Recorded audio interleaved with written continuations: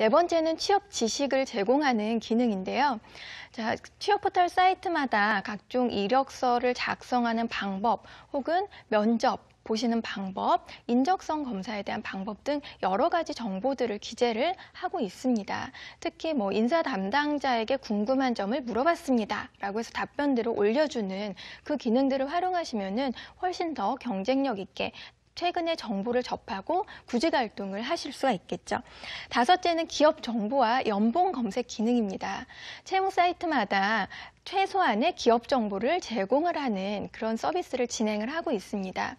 기업 신용 정보를 제공하는 기간만큼은 못하더라도 기업의 설립 연도라든지 재직자 수라든지 기본적인 매출 규모라든지 그런 기본적인 정보들은 보실 수가 있겠고요.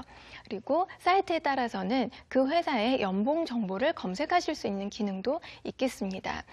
입사 지원하실 때 그 연봉은 면접 후 협의라는 문구 하나만 보시고 도대체 나에게 맞을까라고 고민하시는 경우 많으시죠? 연봉 정보 검색 기능을 이용하시면은 그러한 궁금점을 해소하시는 데 도움을 받으실 수가 있겠습니다.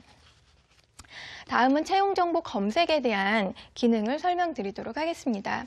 자, 채용정보 검색을 하시는 거는 기본적인 그런 방법이다라고 생각하시는 경우가 많은데요. 의외로 40대, 50대 구직자분들 상담을 진행을 하다 보면은요, 채용 정보를 검색하시는 방법을 잘 모르시는 경우가 있습니다.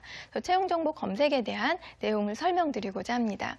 채용 정보를 검색하는 방법은요, 크게 업종, 직종별, 그리고 키워드 검색, 산업 단지별, 학력, 경력별 여러 가지 그런 방법이 있습니다. 기업의 종류에 따라서 대기업, 상장 기업, 공공기관 그런 정보도 보실 수가 있고요. 그리고 그 검색 안에 들어가게 되면은 최근 등록순, 최근 마감일순, 정렬 등 여러 가지 기능을 활용하실 수가 있습니다. 그 중에서 가장 많이 쓰시는 방법은요, 업종, 직종별, 그리고 키워드 검색 이 두 가지 정도라고 할 수가 있겠는데요. 업종 직종별은 자신에게 맞는 업종과 직종을 잘 찾아가셔서 검색을 하시면 되겠고요. 키워드 검색을 하시는 경우에 좀 난해하게 생각하시는 경우가 많은데요. 키워드 검색은 자신의 직무에 대한 키워드 한 가지만을 검색하지 마시고요. 그거를 여러 가지로 변형을 시켜보신 다음에 내 직무와 이 키워드가 잘 맞는구나 라는 부분을 설정하셔서 검색을 하시면 되겠습니다. 그렇다면 채용정보 검색은 얼마 만에 한 번씩 하시는 게 좋을까요? 얼마나 자주 하시는 게 좋을까라는 이제 부분도 있는데요. 채용정보 검색은 매일 하시는 게 좋습니다. 매일이 어렵다라면은 적어도 주 5일째로 검색을 하셔야 되겠죠. 40대, 50대 구직자분들의 경우 20, 30대 분들보다 채용 정보가 좀 적은 게 사실입니다. 그러다 보니까 저에게 맞는 채용 정보 별로 없어요 라고 얘기하시면서 일주일에 한 번, 일주일에 두 번 이렇게 채용 정보 검색하시는 경우가 있으시거든요. 근데 그러면은 어쩌다 한 번씩 찾아오는 기회를 놓칠 수밖에 없으세요. 채용 정보를 없어요 라고 해서 오늘 검색을 한 3일 만에 검색을 했는데 나에게 맞는 정보가 어제 마감이 됐다든지 그런 경우를 종종 봐왔거든요. 그래서 채용 정보는 꾸준히 검색을 하셔야 되고요.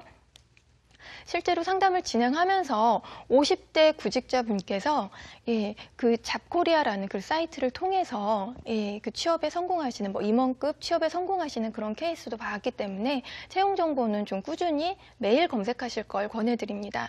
굳이 많은 시간이 필요하지는 않습니다. 하루에 30분이나 1시간 정도 시간을 정해두시고 채용 정보를 검색을 해주실 것을 권유드립니다. 그리고 그 구직자분들께서 많이 걱정하시는 부분 중에 하나가 면접을 보러 갔는데요. 다단계 회사네요? 라고 하시는 경우가 있으시거든요. 자, 이러한 다단계의 위험성을 내포하고 있는 채용 정보들을 좀 걸러내는 팁을 드리고자 합니다. 자, 첫 번째는 채용 정보의 제목과 업무 내용이 명확하지 않은 경우입니다. 자, 그리고 두 번째는 어떤 임원급 이상의 채용을 진행을 하는데 명수가 5명, 10명 정도의 대규모 채용을 진행을 하는 경우입니다. 자, 어떤 기업에서도 임원급의 인사를 대규모로 진행을 하지 않습니다. 특히 공개 채용으로 대규모 인사를 진행하는 경우는 거의 없다라고 보시면 좋을 거고요. 면접 제의를 받으셨는데 직무 내용에 대해서 질문을 했을 때 일단 오셔서 얘기하시죠. 일단 면접 보시러 오시죠. 라고 하시는 경우는 신중하게 선택을 하셔야 될 거고요. 혹시 면접을 보러 가셔서도 일단 내가 할 만한 그런 직무인가 신중하게 판단하시는 것이 좋겠습니다. 자, 이렇게 해서 채용 사이트에 대해서도 알아봤고요. 활용하는 방법에 대해서도 알아봤습니다. 이제 본격적으로 입사 지원을 하실 준비만 남았습니다. 자, 입사 지원의 방법은 크게 세 가지로 나눠볼 수가 있습니다. 첫 번째, 이메일로 자신의 이력서를 접수하는 입사 지원의 방법이고요. 두 번째로는 기업의 홈페이지에서 직접 이력서를 등록하는 홈페이지 접수 방법이고요. 세 번째는 취업 포털에 등록된 자신의 이력서를 접수하는 온라인 입사 지원 방법. 크게 세 가지로 나눠볼 수가 있겠습니다. 이메일 입사 지원의 경우는 자신이 작성한 이력서를 인사 담당자의 메일로 보내는 방법을 얘기합니다. 자, 이메일로 보낼 때 몇 가지 주의하실 점이 있는데요. 자, 첫째는 기업이 요구한 양식이 있다라면은 그 요구사항을 꼭 맞춰줘야 된다는 얘기입니다. 자, 우리 회사 홈페이지에서 양식을 다운받아서 사용하십시오. 꼭 맞춰주셔야 되고요.